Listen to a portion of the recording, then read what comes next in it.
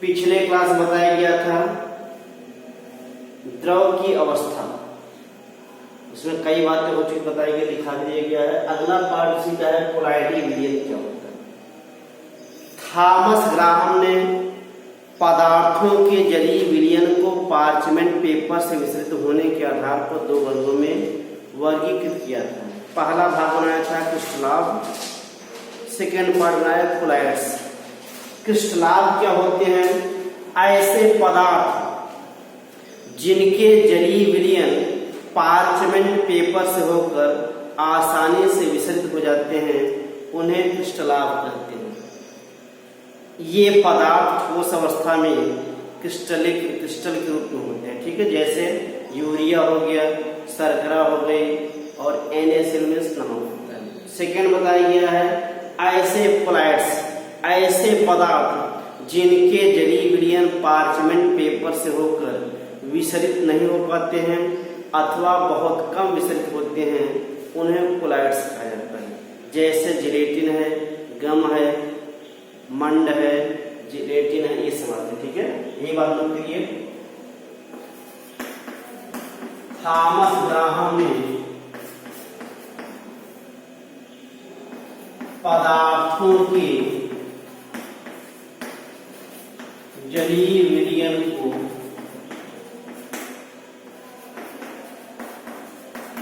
Parchment paper से विसरित होने के आधार पर दो वर्गों में विभाजित किया।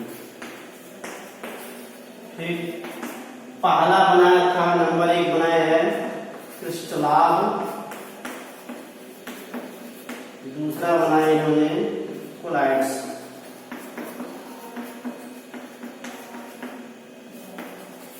क्रिस्टलाइन, ठीक, ऐसे कहते हैं कोलाइड्स,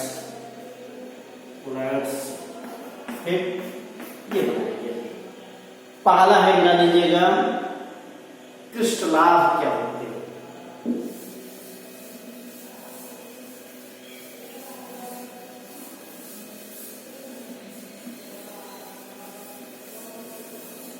परिभाषा में बताया गया है ऐसे पदार्थ, ऐसे पदार्थ जिनके जलीय विलयन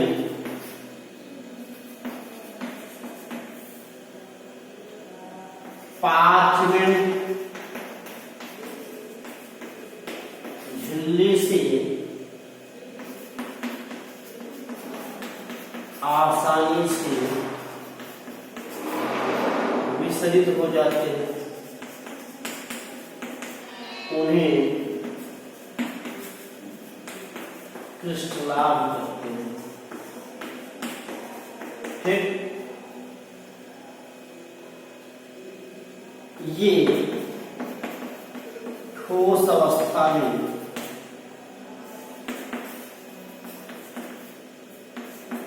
क्रिस्टल के रूप में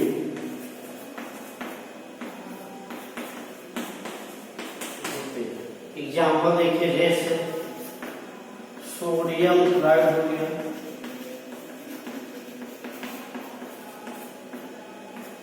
चीनी हो गई,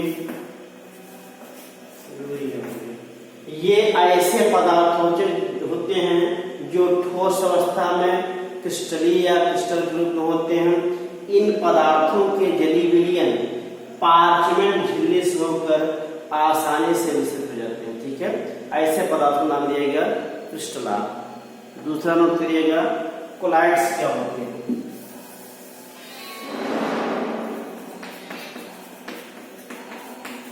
कोलाइड्स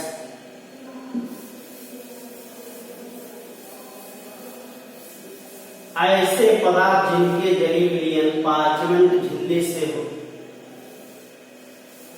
विसरित, पार्चमेंट झिल्ली से आसानी से विसरित नहीं होते हैं, अथवा बहुत कम विसरित होते हैं,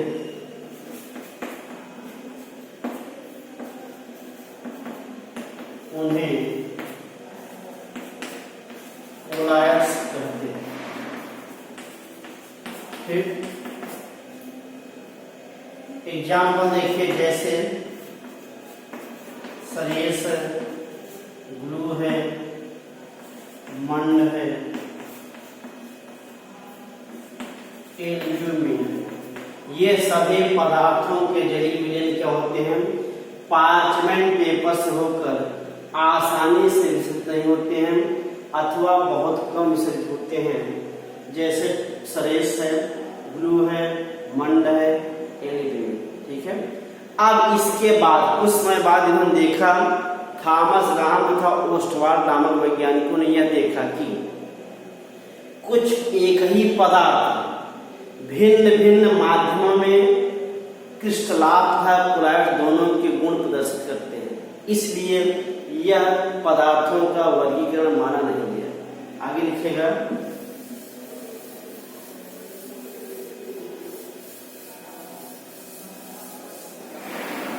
कुछ समय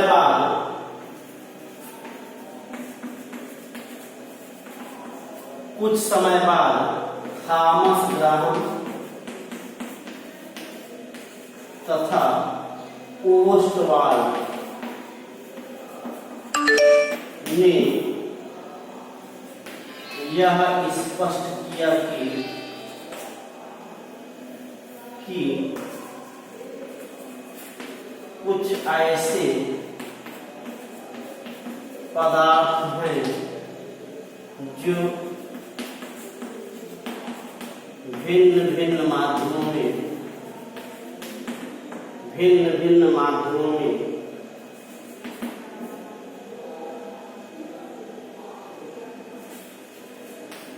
क्रिस्टलाभ एवं कोलायड्स दोनों के गुण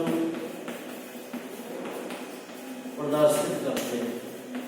ठीक, जैसे सल्फर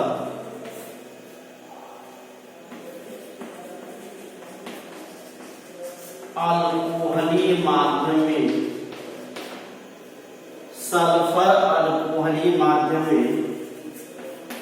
क्रिस्टलाभ तथा जलीय माध्यम में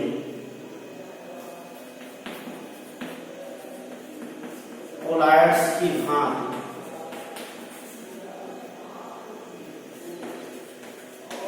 व्यवहार करता है। ठीक, इसके बाद पदार्थ की या पदार्थ का उपरोक्त वर्गीकरण अमान्य हो गया। ठीक, ध्यान दीजिएगा,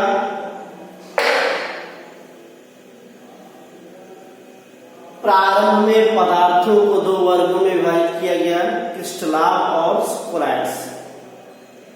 इस वर्गीकरण के बाद ग्राहम तथा ओस्टवाल्ड नामक वैज्ञानिकों ने यह देखा कि एक ही पदार्थ या कुछ ऐसे पदार्थ नेचर में हैं जो भिन्न भिन्न माध्यमों में क्रिस्टलाभ तथा कोलायड्स दोनों के गुण को प्रदर्शित करते हैं। अब इस जैसे एग्जाम्पल बताया गया है, सल्फर अल्कोहलीय माध्यम में क्रिस्टलाभ का गुण प्रदर्शित करता है तथा जलीय माध्यम में कोलायड्स का गुण प्रदर्शित करता है। इसलिए इसके आधार पर पदार्थों का उपरोक्त वर्गीकरण क्या हो गया, नहीं माना गया, अमान्य हो गया। ठीक है, अब कोलायड्स की आधुनिक विचारधारा क्या है, अगले अंदर लेगा कोलायड्स की आधुनिक संकल्पना।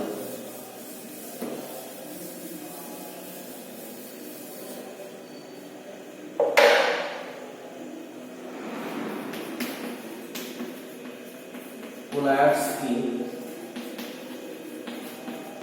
आधुनिक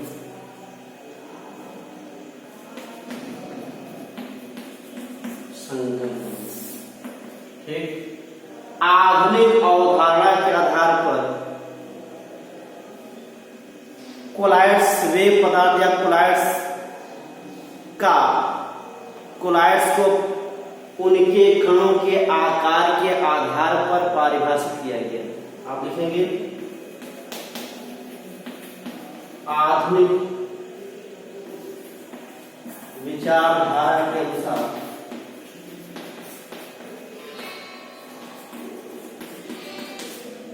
आधुनिक विचारधारा के अनुसार कोलॉइड्स का वर्गीकरण उनके कणों की आकार पर किया गया। ठीक, ऐसे पदार्थ जिनके कणों का आकार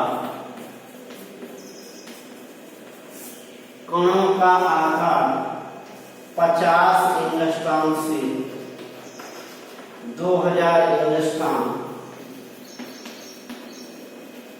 के मध्य होता है, उन्हें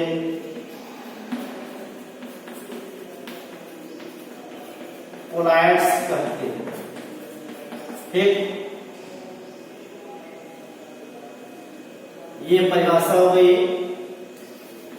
50 एंगस्ट्रॉम से छोटे आकार के कण वास्तविक विलयन तथा 2000 एंगस्ट्रॉम से बड़े आकार के कण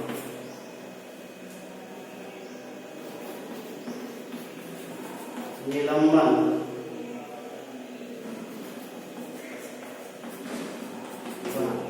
ठीक है।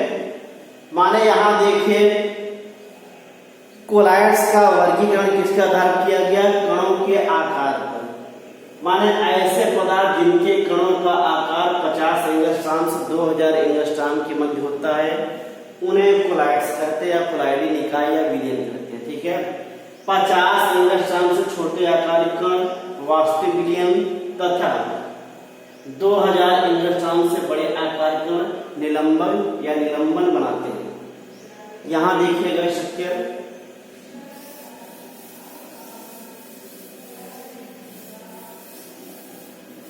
वास्तविक विलयन के कणों का आकार बहुत छोटा होता है, इन्हें सूक्ष्मदर्शी से नहीं देखा जा सकता है। ठीक है,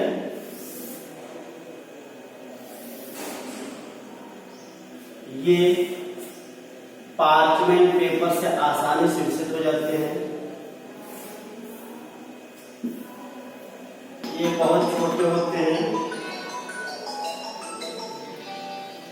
इनके कणों का आकार आप 5 ले या 10 ले सकते हैं।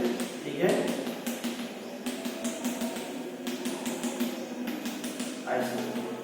इनसे बड़े कण होते हैं कोलॉइड्स के।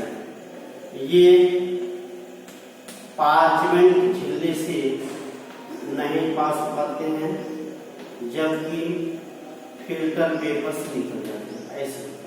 और सबसे बड़े आकार के किसके होते हैं? निलंबन। ये माध्यम में लटके हुए दिखाई देते हैं। ठीक है, सस्पेंशन में होता है, सस्पेंडेड लटके हुए दिखाई देते हैं। जैसे जल में बालू को डाल देंगे तो क्या होगा? उसके कण में बिखर हुए दिखाई देते हैं। ठीक है,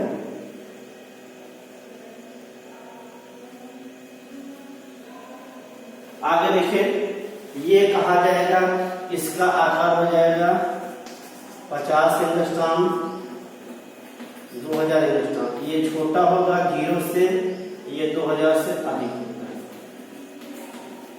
ठीक, ये कहलाता है